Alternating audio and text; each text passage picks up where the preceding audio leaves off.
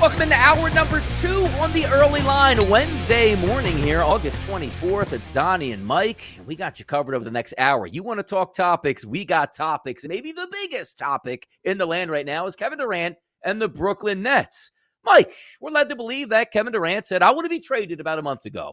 Nothing is working in my direction here. I think it's time to move on. Some quiet period here. Multiple teams getting involved. The trade rumors heating up. Nothing coming to it. And then we hear from Kevin Durant again that says, you know what, man, fire this GM, fire this coach if you want me back. They don't do any of that, meaning the Brooklyn Nets. And here we are today. Kumbaya. We're all going to get back together and make a run at the 2022-2023 championship here in Brooklyn and nowhere else. Mike, your initial thoughts on that? There's a lot of different angles to go here, right? The first thing I'll say is I really like Kevin Durant. I'm a huge fan. He's an all-time great player.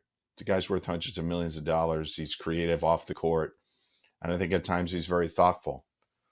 But the reality, Donnie, is he's very sensitive too. And that's not even really a criticism. He's just a very sensitive person. He comes across like a sensitive person, I'll say. We obviously don't know him personally. And I think it drives a lot of what's going on. There was a time early in his career, you remember that he was really Mr. Nice Guy. Over time, he developed some animosity towards the media. And I think it started to fuel his desires to being able to control his narrative.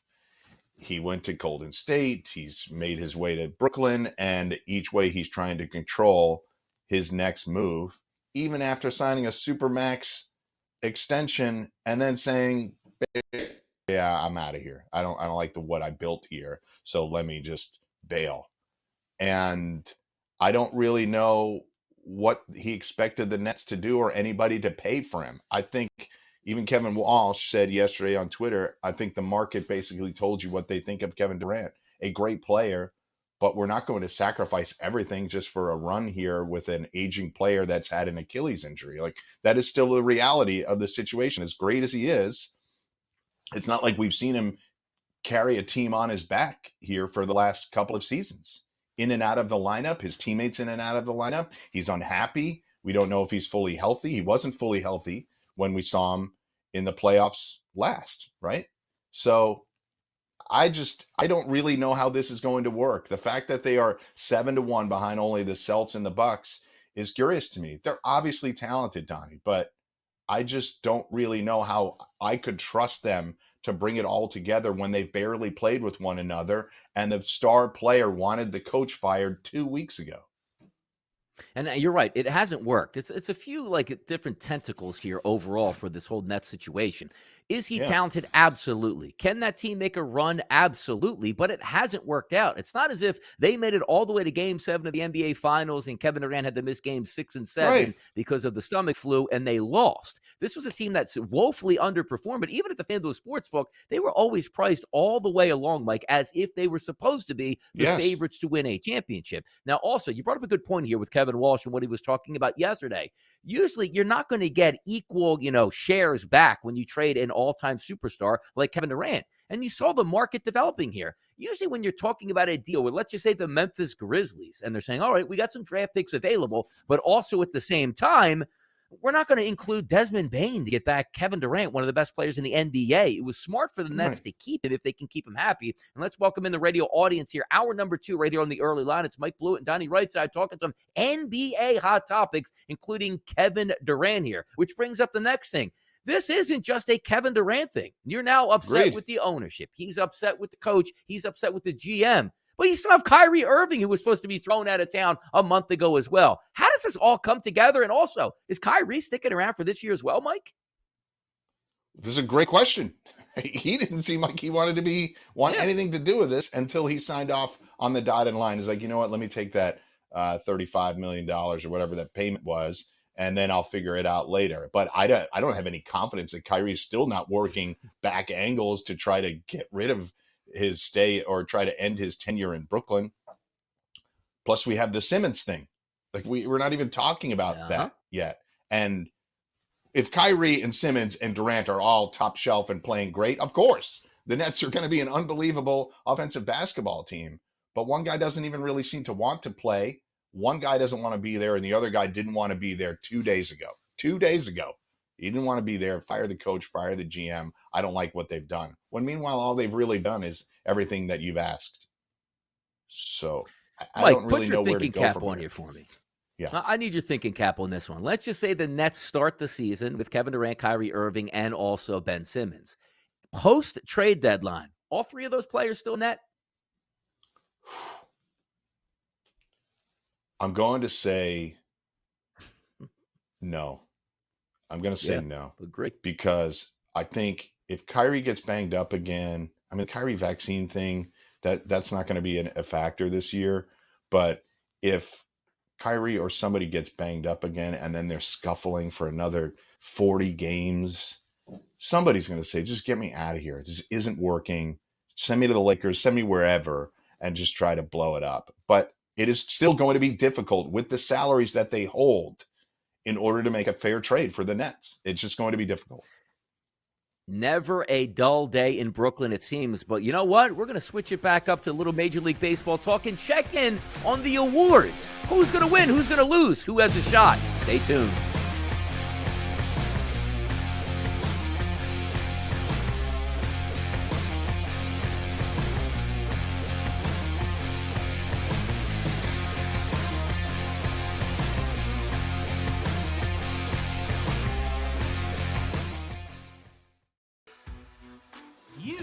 Might be the next daily fantasy millionaire.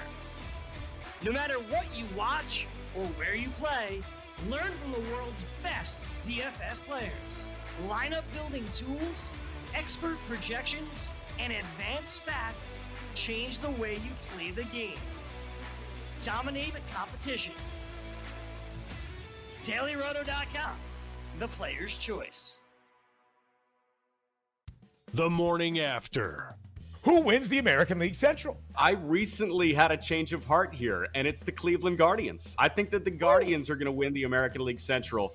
I think that what they do in terms of offensive depth, I know we talked about that with Houston a couple weeks ago. I think that Cleveland runs out an incredibly deep lineup. I also think that they run out a very solid front three in that rotation with Shane Bieber, Tristan McKenzie, and Cal Quantrill. The Sports Grid Network.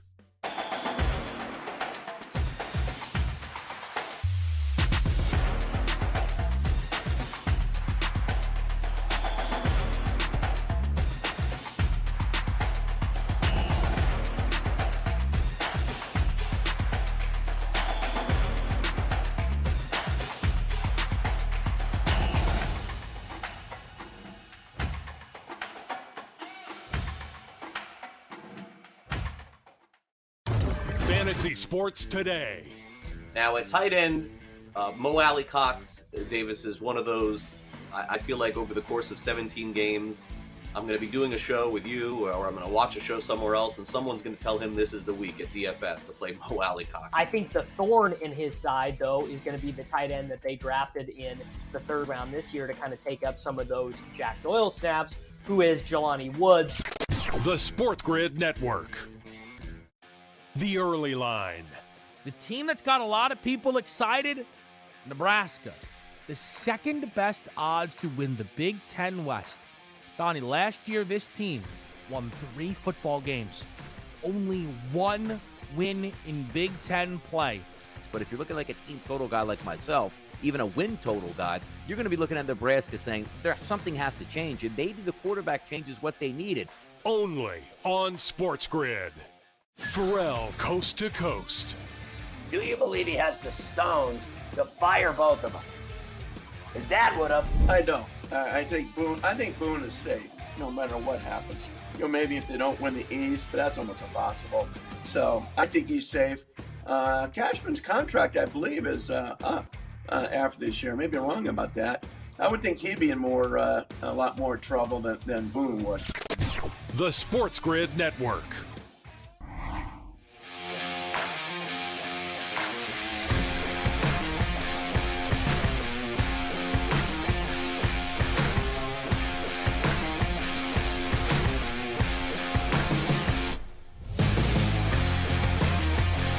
All right, back at here on the early line Wednesday morning. A little bit more Major League Baseball talk. It's always fun to take some of these quarter polls here, Mike, to see exactly where we stand in the award race in Major League Baseball. So many times we're talking about who's going to come down the stretch, make it into as a wild card, or even just make it into the playoffs as a divisional winner. Now, it seems like these two leaders in the clubhouse, as we like to say, have been the leaders for quite some time now. Aaron Judge approaching 50 home runs here. We thought he might get a push this season, or at least after the post-trade deadline and also all-star break from maybe a Shohei Ohtani or from Mike Trout comes back. If we're looking at the FanDuel Sportsbook this morning to win the AL MVP, it's Aaron Judge at a minus 850 price. Shohei Ohtani plus 550. Jose Ramirez 85-1.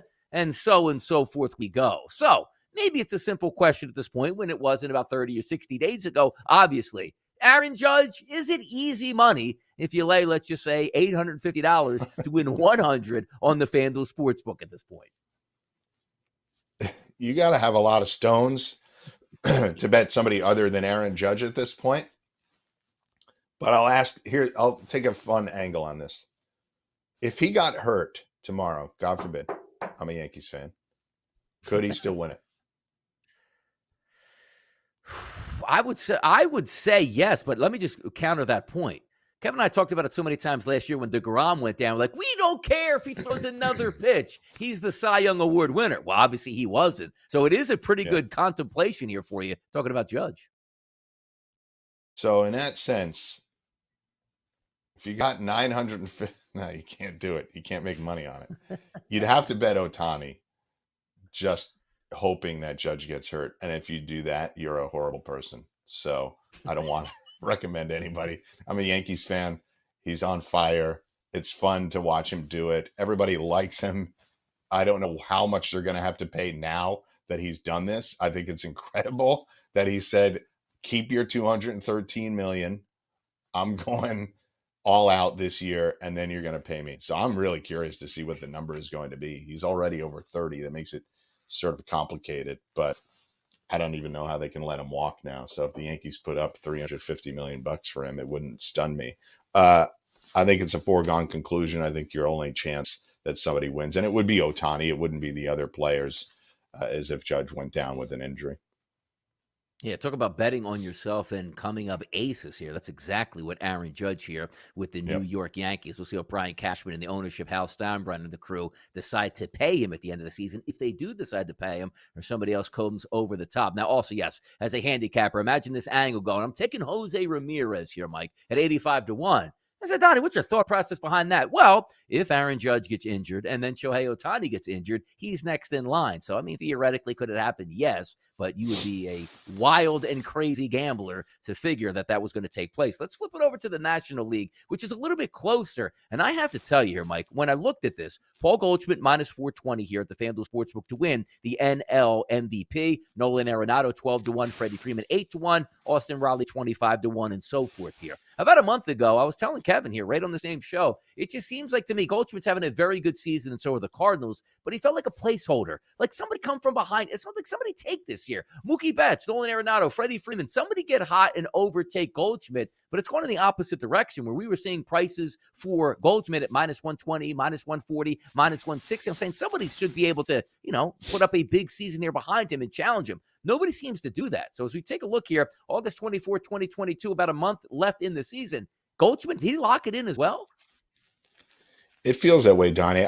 Look, I like to play in the awards market often. Yeah. It's too late, really, to get in on any kind of good angle on these MLB MVPs. But I like to play in the awards market because I think you can often extract value at plus money out of poorly priced odds at times. I just think you can get ahead of the market on it. But what's fascinating to me is that even though you and I and everyone else that, say, embraced advanced statistics early, we read Moneyball, we're like, yes, this all makes sense. Why aren't we managing teams like this? Why aren't we discussing it like this? A lot of these guys are writers now that vote for the awards. And yet still, we have awards that reflect the old style of voting, which means that Goldschmidt maybe shouldn't be a runaway favorite, or they like the good guy, the best player on the best team or the most surprising team, and he snags the award. I just find it to always be curious that even as these voting bodies get infused with younger, talented writers and broadcasters, the votes often still reflect the historical way in which players are awarded these awards. Does that make sense? Yeah, no, it certainly does, where you have that evolution where you're thinking one way, but then again, you're being influenced in another direction from those up-and-coming guys. It certainly does. And also, there's no bigger market here, Mike, than being influenced by those next-level statistics, and that being the Cy Young Award race. Right. It used to be, man, he won 25 games with an ERA of 3. He's a lock. That's no longer the case. Now you're looking at WAR and XFIP and all that other stuff that mentions in Sierra. So if we're looking at Sandy Alcantara at a minus 300 price at the FanDuel Sportsbook to win the Cy Young in the NL, Verlander at minus 260. These prices both below what we were looking at in the MVP markets. Are there any movement of somebody like Tony Gonsolin having a sensational year? He's 7-1. What are we waiting for? Alcantara to have 4 to 5 bad starts down the stretch, and he loses that. Verlander, who's been sensational at close to 40 years old for the Houston Astros. Behind him, Dylan Cease and Shane McClanahan, who was once the favorite about 45 days ago here on the FanDuel Sportsbook. Alcantara, Verlander, do either one of those drop out of the race, and can somebody come from behind and take that over? Verlander has been really remarkable, obviously, this year and durable as well. I think the only thing was to go back to what we said earlier. You sat here a year ago saying, if DeGrom doesn't throw another pitch, does he win? And you were saying yes, and then that didn't happen. Now, pitchers do go down at all different times, but it's not really a market I like to bet into. Be like, well, what if Alcantara gets hurt? And then who steps up? Yes, that could happen, but it's a strange thing to vote for, to bet on, simply because nobody's in the business of predicting injuries. I think that's the only way this happens. Once we get past Labor Day with these two guys, it's locked in. The prices are only going to get shorter and shorter. How about a fun bet here on the FanDuel Sportsbook? Talking about Albert Pujols, which seems to reclaim his form here, Mike, from like 2012, raking home runs nightly, it seems. How about this? Pujols home runs at the end of the 2022 regular season. If you think he's going to hit 7 more, which will put him at 700, that's a plus 880 price. If you're looking to fade Albert Pujols and you say he's not getting the 700 home runs by the end of the season, that's listed at a minus 1,800 price. He's a DH. If he does stay healthy and he's hot down the stretch, he's going to be playing in some ball games that matter and against some teams that are really far out of it, bringing up a AA pitcher just to see what they have. 7 home runs for Albert Pujols cashes a plus 880 ticket. Are you with it here, Mike, or against it? Yeah, am I crazy to think that price is way too attractive? It's only 7 5 weeks runs. left. Yeah. He's hit 7 home runs in his last 10 games or his last 11 games. So he's obviously going to be going out there just trying to mash now. I just wonder, do we think he's not going to get enough at bats? What is this going to look like? The Cardinals still obviously angling in the playoffs. Is that the thought process, that there's not enough at bats for him? I don't know. I kind of like it. I think they're going to give him a shot at it. And who would bet no? That's not a fun at minus 1,800. Let's go. You don't have to bet your full unit on it. Just let's have some fun with it. You can root for 7 home runs over the course of a month and one of the greatest right-handed hitters of all time. And let's just say also, Mike, let's just say the Cardinals have their playoffs wrapped up. They're not, bubble wrapping Albert Pujols for the playoffs. If they have 4 or 5 games left, the only reason is to try to get him to 700 home runs that he can get after. Lead off. I like it. Yes, there you go. Get him 5 at-bats a game. Certainly it can make some sense. And that's wrapping up Major League Baseball for the day. But you know what? The NFL is on deck. Let's go.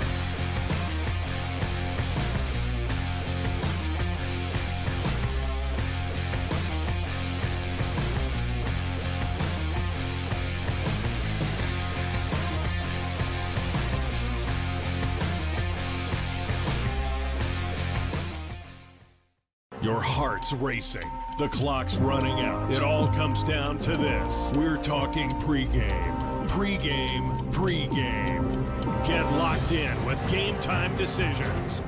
Your hosts, Gabe Morency and Cam Stewart, will get you ready for game time.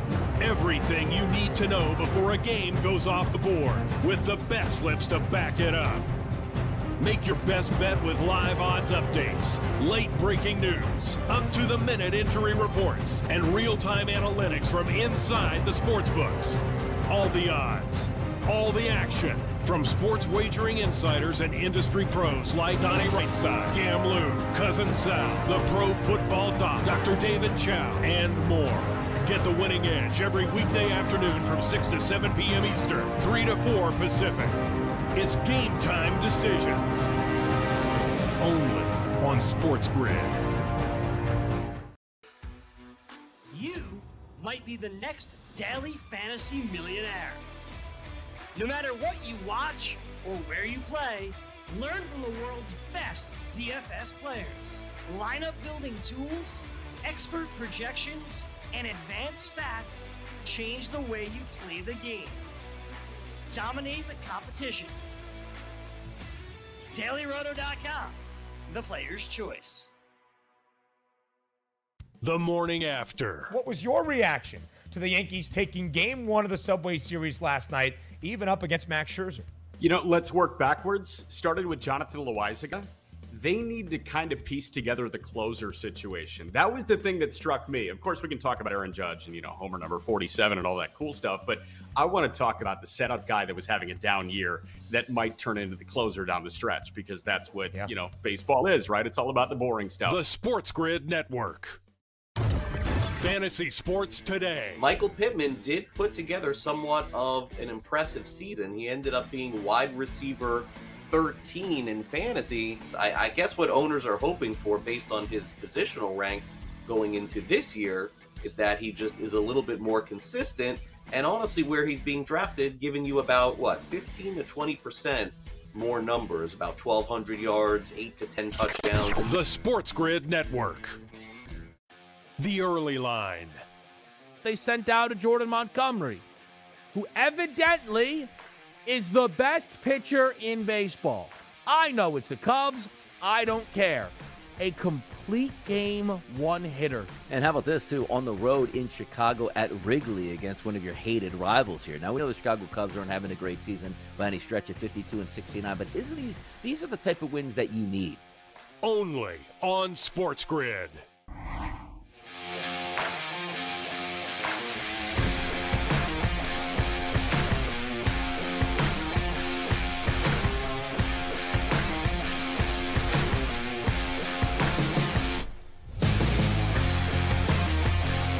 Cruising through hour number 2 right here on the early line on a Wednesday morning right here on the Grid, Sirius XM channel 159. It's Donnie Rightside. It's Mike Blewett having some fun. We talked a lot of Major League Baseball, but a nice little crossover into the NFL and some hot topics.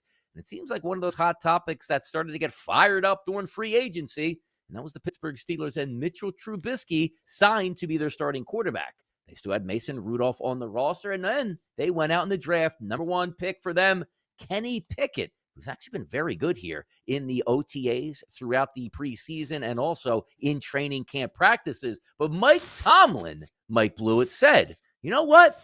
This is really going to come down to game 3 of the preseason and who might be my starter for the regular season. Looking at the Pittsburgh Steelers right now at the FanDuel Sportsbook, if you pick them to win their division, a plus 950 price. Very un-Steeler-like from what we've seen over the Mike Tomlin era. And quite frankly, any Steelers era feels like they're always into mix to win that division. Your thoughts on 3 quarterbacks, 1 job up for grab, and actually, who wins that job for you, Mike?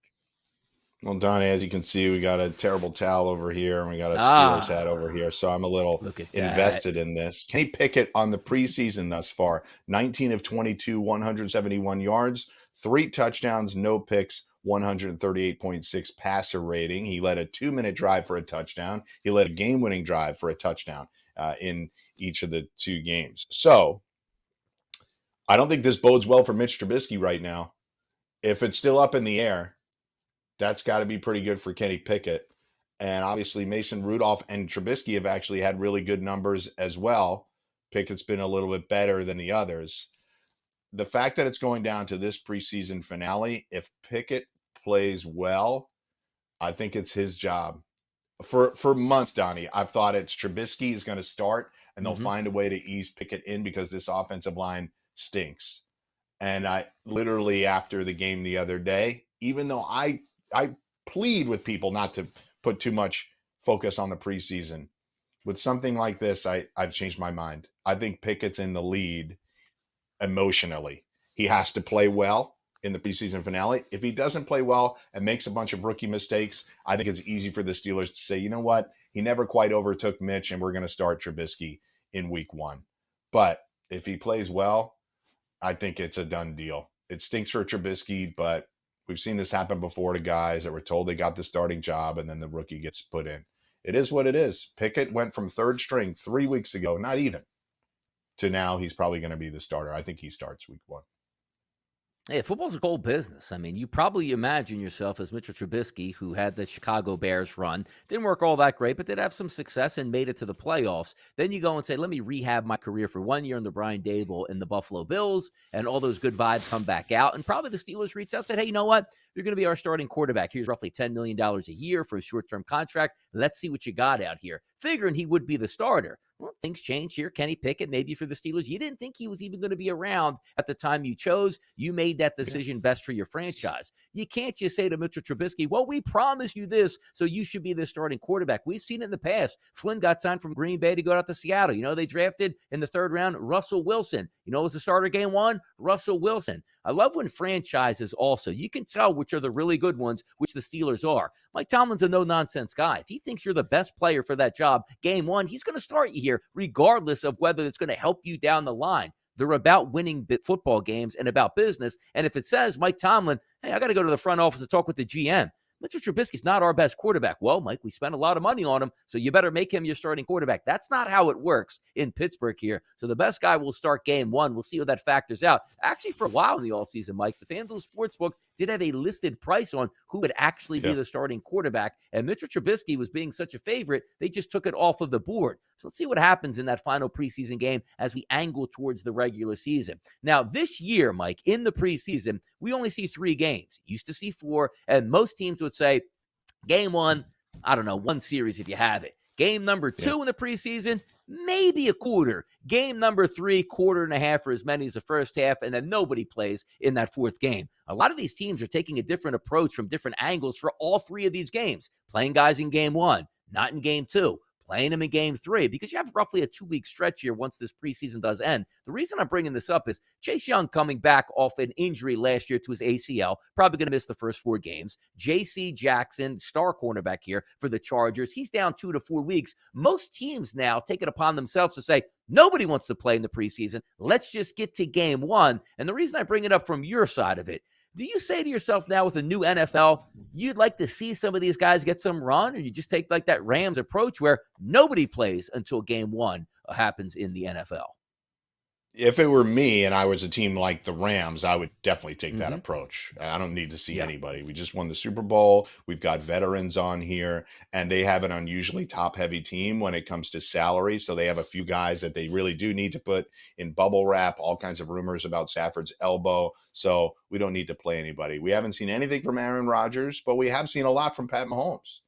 It's really interesting, Donnie. You laid it out very well. We cannot really predict what's happening.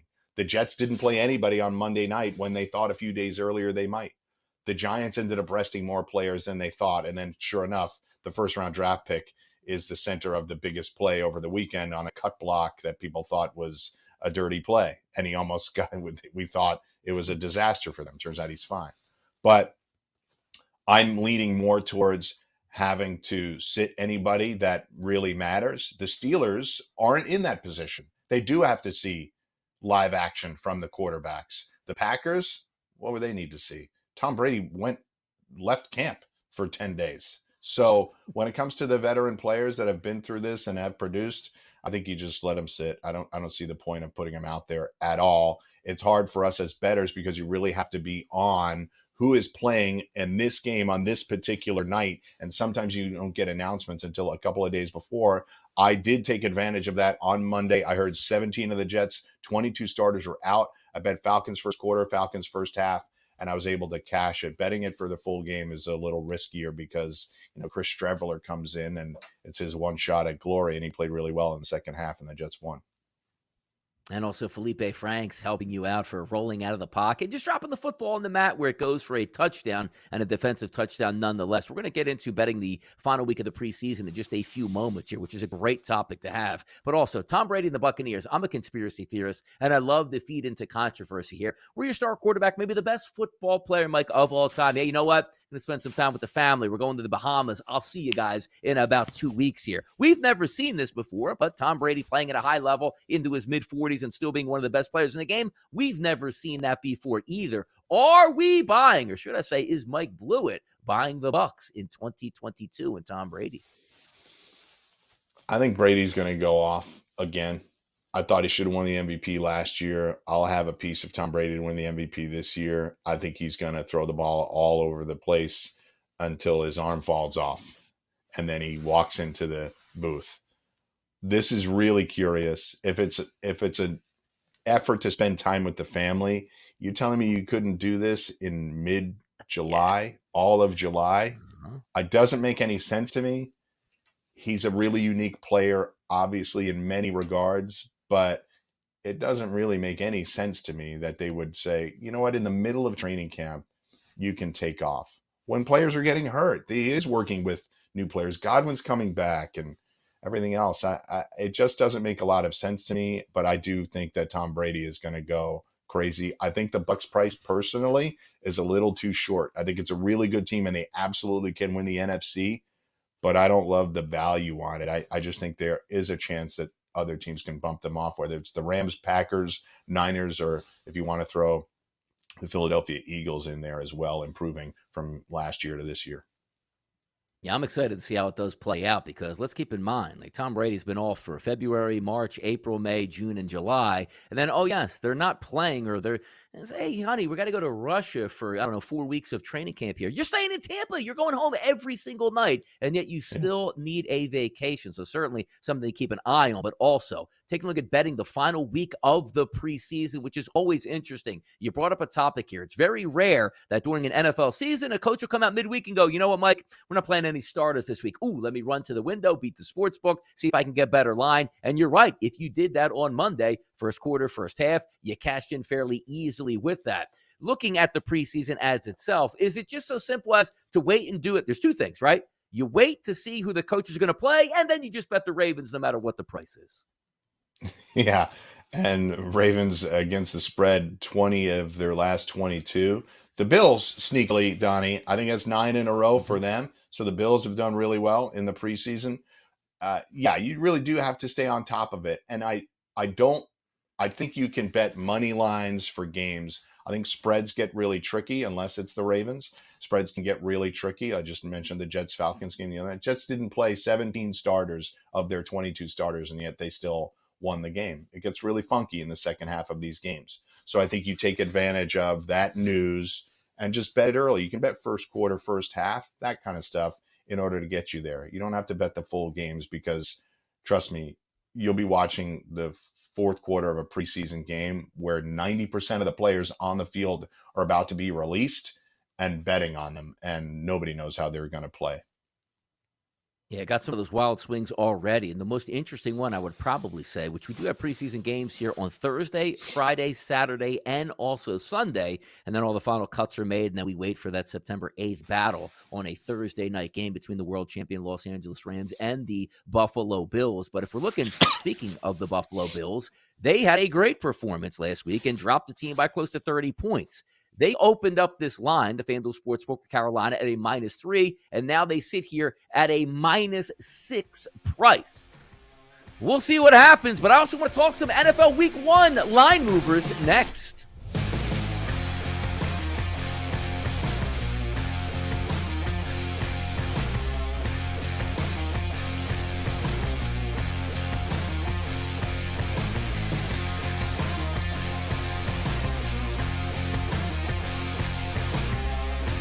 Your heart's racing. The clock's running out. It all comes down to this. We're talking pregame. Pregame. Pregame. Get locked in with Game Time Decisions.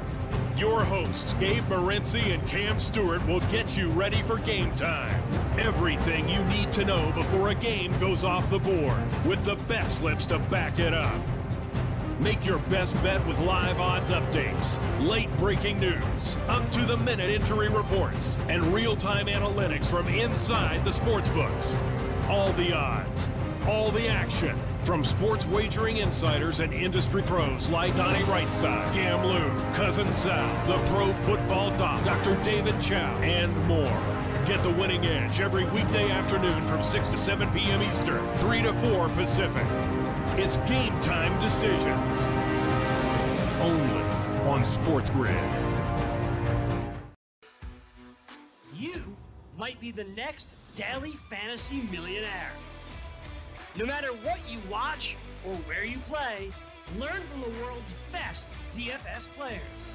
Lineup building tools, expert projections, and advanced stats change the way you play the game.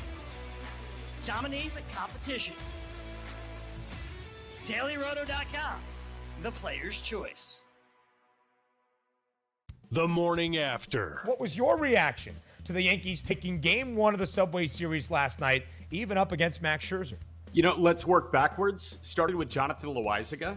They need to kind of piece together the closer situation. That was the thing that struck me. Of course, we can talk about Aaron Judge and, homer number 47 and all that cool stuff, but I want to talk about the setup guy that was having a down year that might turn into the closer down the stretch, because that's what, baseball is, right? It's all about the boring stuff. The Sports Grid Network.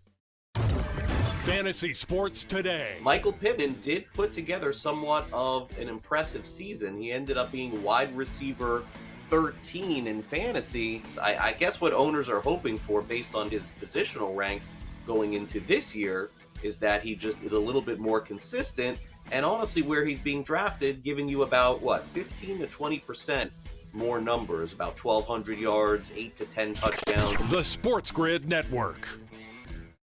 The early line. They sent out Jordan Montgomery, who evidently is the best pitcher in baseball. I know it's the Cubs. I don't care. A complete game one-hitter. And how about this, too? On the road in Chicago at Wrigley against one of your hated rivals here. Now, we know the Chicago Cubs aren't having a great season by any stretch of 52-69, but isn't these are the type of wins that you need? Only on Sports Grid.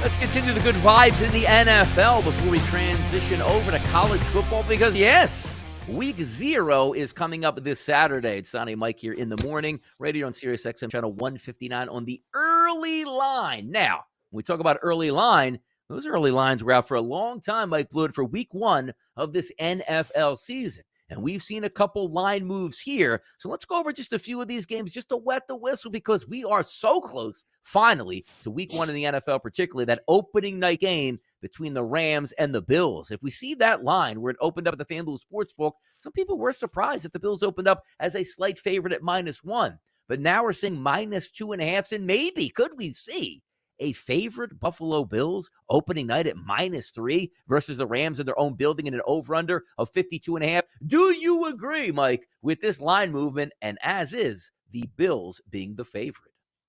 I do not agree with the line movement. For a while there, Donnie, it was waffling, -1, pick 'em, +1, Bills, and now it's settled into, I think part of it is that the Bills have looked really good during the preseason. I think part of it would have to be what we talked about in the previous segment about Matt Stafford's injury, and we don't know how healthy he is at the moment. I'm taking the points. I got a home team on the Thursday nighter to open. Those teams perform tremendously well. They're the Super Bowl champ. I do think the Bills are going to be better than them long-term this year, but give me the points right now. The only question is, do I wait for it to try to get to 3 or just take the 2.5 and put it in my back pocket right now? Yeah, take a look at last year, right? Opening night. Everybody excited for it here. My thought process was, oh, look at this. the Tampa Bay Buccaneers going to roll the Dallas Cowboys because we weren't sure how Dak Prescott was going to emerge off of his leg injuries, a shoulder that wasn't performing all that well in training camp. And they should have actually beaten the Tampa Bay Buccaneers opening night. So it's always fun to watch those play out. Another intriguing one, we've seen a lot of turmoil and certainly line movement turbulence, and that's the game between the Cleveland Browns and the Carolina Panthers. Jacoby Brissett, now as we know, is probably, at least we think, going to be the starting quarterback at this point. And also, Baker Mayfield announced he will start for the Carolina Panthers. This line opened up at the FanDuel Sportsbook at a -4-point favorite here for the Browns, probably anticipating we can't make it any higher. We don't really know the final outcome of Deshaun Watson. But now as we look at the FanDuel Sportsbook today, the favorite no longer is the Cleveland Browns. It's the Carolina Panthers at a -1.5. Mike, do you agree with that line movement? And should the Panthers be a favorite in this game? The only big X factor, I shouldn't say the only, but a big X factor in this is, are you, Donnie, right side, absolutely convinced that Jacoby Brissett is their starter while Watson is out? Game one, Mike, I'll say yes. Okay. So I'll probably concur with you there. It'd be hard to bring somebody in now and say you're a week one starter, whether it's Jimmy G or whomever. But I do find it odd that Brissett is the only plan while Watson is out. And I don't think Brissett is bad. I just think if you're going to have this talented of a roster, and everybody agrees, they have lots of talented players all over the place, and scuffle to 500 because of sub-average quarterback play, and have Watson try to come in and save the day when he hasn't played a live NFL game, at that point it will have been nearly 2 years. That's a lot to ask. You're punting an entire season. And they may be way under the salary cap this year. They're $32 million over the salary cap next year, Donnie. This is not a large window for them. So I just find it odd that this is what the plan is for now. I think everybody wants the Panthers to win. They want Baker to be in there, and I think people are rooting emotionally that they want Baker to go in there and beat the Browns. And I actually have a small piece of the Panthers to make the playoffs because I got it pre-Baker price. It's at 5-1 for them to just make the playoffs. I think they could be sneaky if everything comes together. I also am concerned that the coach is on such a hot seat that he's going to fold under that pressure. Right now, I think you got to take 1.5 points here. I just think the Browns overall are the better team. Emotions can absolutely come into play in this one, and Baker can get a big win, and I'm actually rooting for him in that way. But I think I just have to take the points. I do think the Browns are the better team, and people are betting against them because of all these other dynamics. It makes some sense. Also, one of those games where if Deshaun Watson wasn't going to play and Baker Mayfield never got traded to them, nobody would care about this game, Mike. But all of a sudden, now it's one of those games at 1 o'clock they're going to tune into to see how Baker is doing against his former boys. Two quick games I want to talk about here with movement: Indianapolis and Houston. The reason I bring this up is Matt Ryan's in town for the Colts, and they're expected, all they needed to do was get rid of Carson Wentz and get a competent quarterback, and they should roll this year in the NFL. Well, we'll find out. But the bettors are believing that as well in game one. -7.5. That line opened up as a road favorite for the Colts. Now we see them sitting at 8.5. Is it that easy for the Colts to open up and just roll Houston? Or do we see Houston surprise just like they did last year in game one? But again, that was against a lowly Jacksonville team. I don't think the Texans surprised, but 8.5 in a divisional game, in a road divisional game, that's not a profitable position, Donnie. If you're going to bet road divisional favorites and giving up more than a touchdown, I think you almost can blind bet it in the other direction and be profitable. I don't love the Texans at all this year. I think they're going to be fighting for the number, or not fighting for the number 1 overall pick. And I am very bullish on the Colts. I'd love to see them come out of the gate and put up a big number. I'd feel confident in my futures bets with the Colts, but laying 8.5 in week one on the road in division, I think it's a bad call. I'd swallow my pride and probably bet the Texans if you're going to give me that many points. Yeah, Frank Reich, one of my favorite coaches in the NFL. One quick game I want to look at is that Sunday night football game, opening weekend. That's the Dallas Cowboys and the Tampa Bay Buccaneers. Role reversal, Mike, from last year, where we saw this game played opening night in Tampa Bay when they were getting their rings. Now, Dallas Cowboys aren't getting any rings in this game, but I do think they're getting a lot of respect. FanDuel opened up this game at -2.5, but now we see a -1.5 for the Tampa Bay Buccaneers. Are we saying this is a combination of we're not sure on Brady, Mike Evans' hamstring injury, Godwin won't be there, and just the fact that the Dallas Cowboys are home and presumably, we would think, be healthy for that game? Do you agree with that line? I understand all the mitigating factors in this game. And I think if this was a week 2 game and we get to see the Bucs in week 1, it'd be a drastically different line, probably 3, 4, 5 points difference. But I think the interesting thing about week 1, and you can make the counter argument to what I just said about the Colts and Texans. I think week 1 is a real opportunity for NFL bettors to find value because the book hasn't seen them yet either. And you can go out and just say, you know what?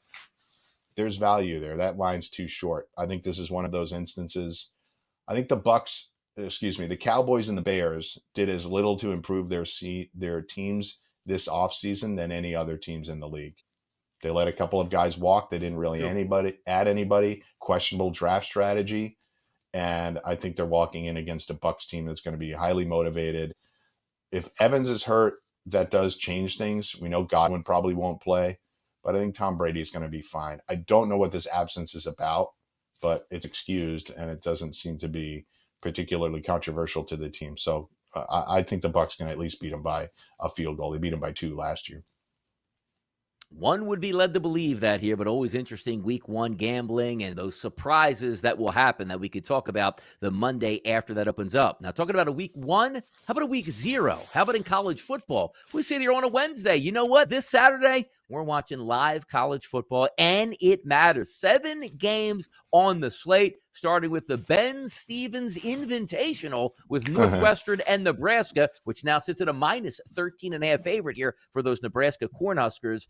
Even with the 7 games, they're not the best on the slate, but it's not the best for a slate, I should say, but it is opening weekend here. Talk about some thoughts here, Mike, on the advantages or maybe disadvantages of betting week 0. Are you fired up? Do you have any angles? And how should just a novice player approach week 0? Nothing says college football like Northwestern and Nebraska playing in Dublin, Donnie. Yes. I find it History to be one of the more curious kickoffs in week 0. But that's a ton of points. Nebraska fans have come out and bet this game heavily. I don't think Northwestern's going to put up a huge fight on the season, but Nebraska team that was as disappointing as they were last year, coming out and laying two touchdowns in week 1. And remember what happened, week 0, remember what happened to them in week 0 last year. They got dumped by Illinois. People were stunned at what happened to Nebraska early in the season. So I think you got to hold your breath and hang on to the points here and just hope that Nebraska scuffles a little bit. I think Nebraska gets the win, but I don't want to lay 2 touchdowns to start off the season. The Penn State-Purdue game, West Virginia-Pittsburgh game, these are kind of interesting battles early, a backyard brawl to kick off the season, and then, Penn State and Purdue. I know that's a few days away, but the Northwestern-Nebraska game, I think I'm going to actually take the points, and I don't know that too many people are doing that. I call it like the silly season, Mike, in college basketball, where you watch so many games in that, first week of November all the way through Thanksgiving. Hey, look, these 2 teams are going to square up. They're playing in a ballroom down in Cancun. How about this game? They're on an aircraft carrier out in San Diego. It's the same thought process between Northwestern and Nebraska, 2 Midwestern schools per se. Where's this game going to play at? Is it in Lincoln? No. Is it in, up in Chicago? No, it's not. It's played a long way away. How's the turf going to be? We always guess that, right? When you head overseas, it's going to be slippery. They're playing on a soccer pitch at this point, and how that's going to play out. 49.5 points here is anticipated. Mark Whipple will see that debut of that new Nebraska offense with a new quarterback under Scott Frost. We'll see how that plays out. But if we're looking all the way through, the games that always get interesting, because they start you with Northwestern, Nebraska, we'll all watch. Probably people just lay down a bet just to get used to betting back in college football. But I love the fact that week 0, opening night, they give you what we always have liked throughout the last few decades in college football. Who's the last game on the card they're scheduled? Vanderbilt, and where are they at? versus Hawaii. The Bailout. get-back game here, whether it's Jimmy Chang or whoever is at quarterback for Hawaii, we're always watching that game, 53.5. Of these games on that 7-game slate, does anyone pique your interest here, Mike? Like, do you have an angle on any one of these games, or have you bet any of these games in week 0? You haven't lived until you've bet on the Hawaii bailout game, Donnie. It's at 10:30 p.m. Eastern start. Vanderbilt, Hawaii. I think you can expect points there. You're right. The Timmy Chang, Colt Brennan days of them putting up big numbers. I look Connecticut, Utah State. I don't know that it garners a big rating on Saturday, but considering the state of UConn's defense over the last several seasons, I think you could look for a big number there. That is at 59.5. I think if we fast forwarded that game a few weeks out, that total would be in the 60s. So I think early season college football and NFL are often your best times to take advantage of it. And I don't know that UConn contributes much to the number, but I think that one's over. I know it's a scary total to take a look at in week 0, but I'll go with that one. That total is one that I like a lot. Quick thoughts here before we get out. Alabama, Ohio State, and Georgia all minus money to make the playoff here in college football. Do all 3 of those teams make it? Does one miss it? Or who may be the most vulnerable out of those 3, Mike? The most vulnerable would be Georgia, just due to the sheer amount of players that they lost from the championship team. 5 defensive players picked in the first round, and I think 7 or 8 overall. But I don't think any of them miss. I think this is a pretty cut and dry college football playoff season. I think all 3 of those make it. There we go. Mike blew it on a Wednesday. Get used to it, people, all throughout football season. Wednesday here on the early line. We'll have some fun talking football. Whatever topics come up here. But we got one more segment to go here. You know what that is? Derek Carr's got to answer now for Tom Brady. Come on back. Listen to it.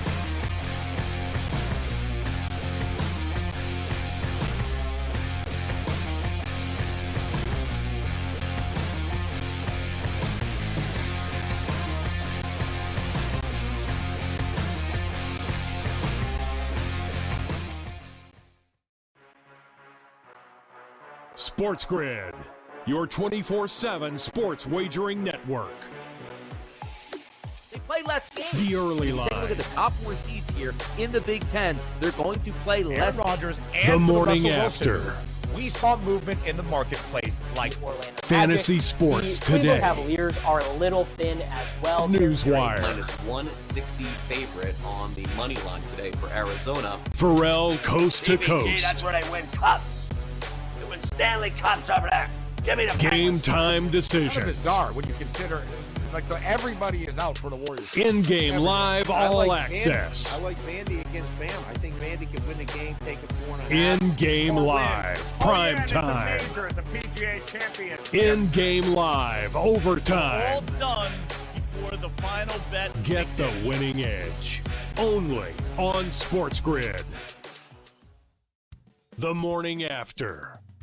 Baker Mayfield, the starting quarterback for the Carolina Panthers. Now, Kev, we know that week 1 opener for the Panthers is against Baker's former team. What do you make of the storylines for Baker Mayfield entering that week 1 opener as a starter in Carolina? You know, Baker is such a storyline guy, right? Such a narrative guy. It couldn't have been anybody other. The Sports Grid Network. The early line. This non-story is officially over. Tom Brady went away. Why? Because he can. He's Tom Brady. His wife very publicly has wanted him to retire. He did, and then he unretired. So in a meaningless week of practice, he went out and was able to spend some time with his family.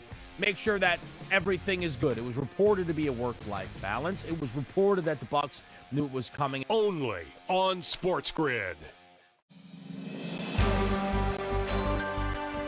Sports Fest Rick Harrow inside the $1.3 trillion business sports with your daily numbers game. All the hoopla and conversation about Kansas.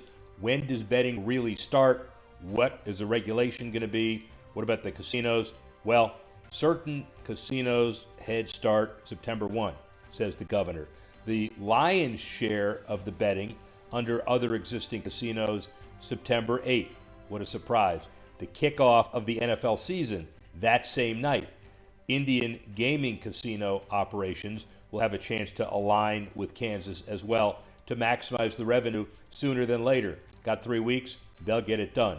And the bottom line for Kansas, as well as Missouri, the first bet that could be placed legally on the Chiefs, September 11 game, legally in Kansas. They waited, but not too late. Sports Professor Rick Horrow, Daily Numbers Game.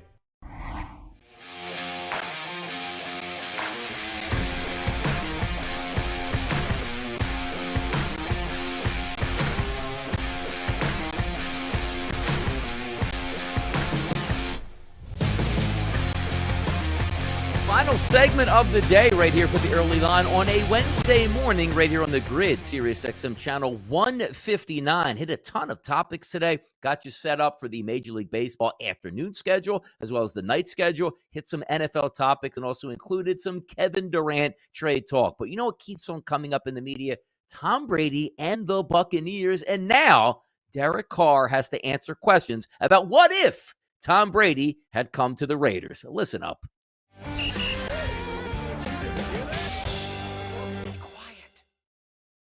Just when you thought it couldn't get any more wild out here, when you said to yourself, it's normal for Tom Brady, a quarterback of his stature, just bouncing for roughly 2 weeks in the middle of training camp for the Tampa Bay Bucks. And then if you're watching UFC with the Gronks and Dana White said, you know what? I had a deal brokered. It's going to send Tom Brady. It's going to send Rob Gronkowski out to Las Vegas before he signed with the Tampa Bay Buccaneers. But somehow, some way, John Gruden did not like that idea, so he wound up in Tampa Bay. So you say to yourself, boy, that should be water under the bridge. Well, it's really not, because we found out that Tom Brady retired and wanted to play for the Dolphins and bring Sean Payton in. And now we find out this Raiders malarkey, as I like to say. Well, Derek Carr is now getting answers saying, hey, man, do the Raiders even want you at this point? They wanted Tom Brady, and he's saying, I got a season to get ready for. What do I care if the Raiders, under John Gruden, who's no longer our head coach, thought about pursuing and then didn't end up pursuing Tom Brady and Rob Gronkowski? And where would I be? On the Washington Commanders, the Indianapolis Colts, the Philadelphia Eagles, the Miami Dolphins? Who knows where I would be? But it's just amazing the tentacles that Tom Brady has throughout the league and what they were actually doing behind the scenes and where he was going to go after he decided, with both him and Bill Belichick,